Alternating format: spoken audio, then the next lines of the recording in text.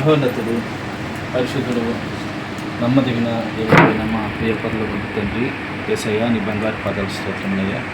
మరి ఈ వందన నీ దాసుగారు ఆయన సుగుణ సహోదరు కలుపులు ఇచ్చిన కృపను బట్టి మీకు స్తోత్రం. ఆయన తన భర్తను కోల్పోయి ఆయన దుఃఖంలో ఉండదు.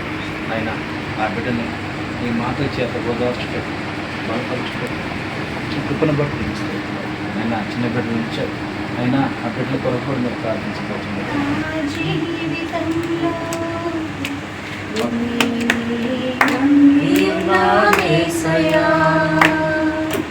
అద్భుతం చేయమయా నా జీవితంలో, నీనే నమ్మియున్నానేసయ్యా.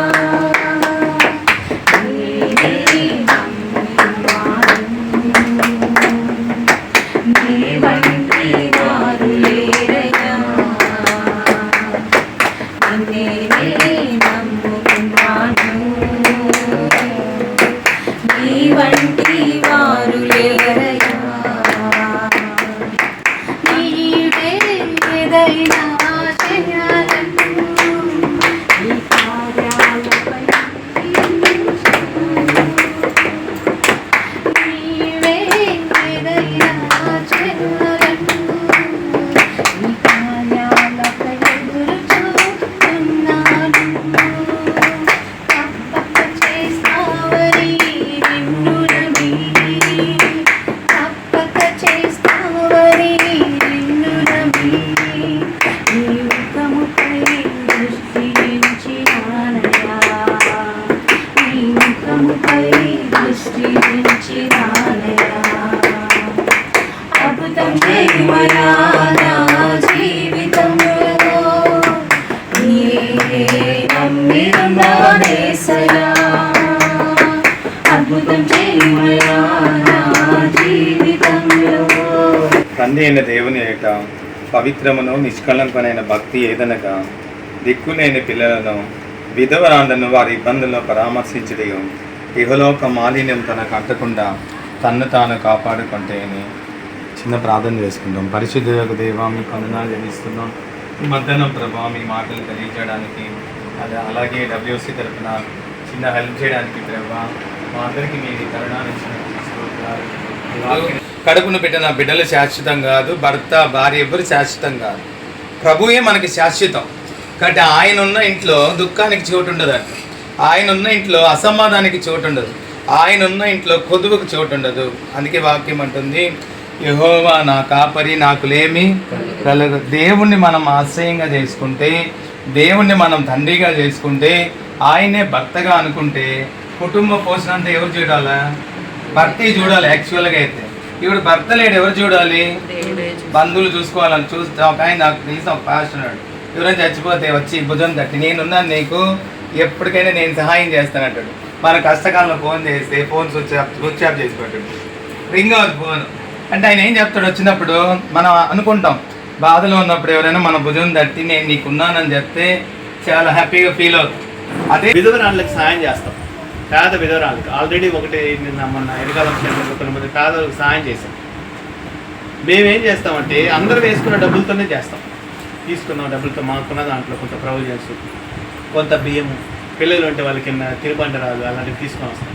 అంటే వాళ్ళని పరామర్శించి వాళ్ళకి దేవుడి గురించి చెప్పి వాళ్ళకి అందిస్తాం. ఇంకో వాక్యంలో కూడా ఏముందంటే, ఏమి తీసుకుని వచ్చి నేను దేవుని దర్శించాలి అనే ఒక వాక్యం మనం చూస్తాం. మన ఇంటికి వచ్చినప్పుడు ఎవరైనా దూరం నుంచి వచ్చినప్పుడు, మా ఇంటికి మన ఇప్పుడు కనిపించేది బైబుల్ ఏముందంటే, నిన్న నేడు నిరంతరము ఒక్క రీతిగా ఉన్నాను, నేను నిన్ను విడువును ఎడబాయి. ఎవరు విడిచిన తల్లి విడిచినా నేను నిన్ను విడువు. ఒకని తల్లి వారిని ఆదరించినట్లుగా నేను నిన్ను ఆదరిస్తాను. బైబిల్ గ్రంథంలో రాయబడి. కాబట్టి నువ్వు నమ్ము, దేవుడు నిన్ను ఆదరిస్తాడు, దేవుడు నిన్ను బలపరుస్తాడు. పరలోక తండ్రి భర్తగా ఉంటాడు. నీకు భర్తే కాదు కానీ నీకు యజమానుడిగా, నీ బిడ్డలను సంరక్షించేవాడుగా, నీ కుటుంబాన్ని కట్టిన యాదవాస్.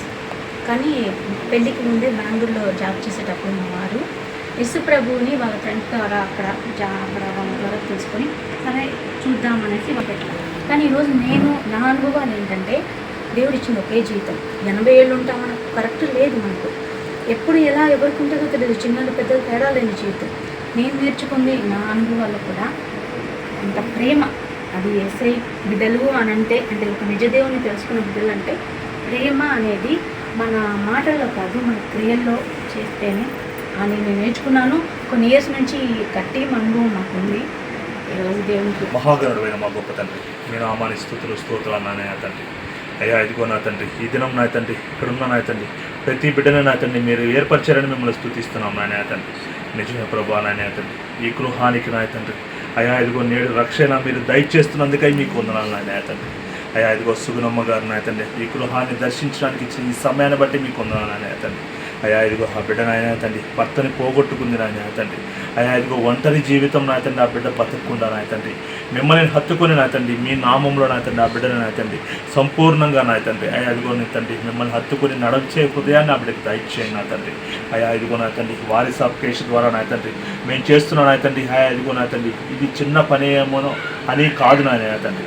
అయ్యా దీనిని బట్టి నా తండ్రి ఎన్నో సంఘాలు ఎన్నో సేవకులు నా తండ్రి ఉన్నారు నా తండ్రి, ఎంతో మంది నా తండ్రి వాళ్ళందరి మనసు కూడా నా తండ్రి అయ్యా ఇదిగో తిప్పని నా తండ్రి. అయ్యా ఇదిగో మేము నా తండ్రి చేస్తున్నామంటే మా సంఘాల అభివృద్ధి కోసం కాదు. అయ్యా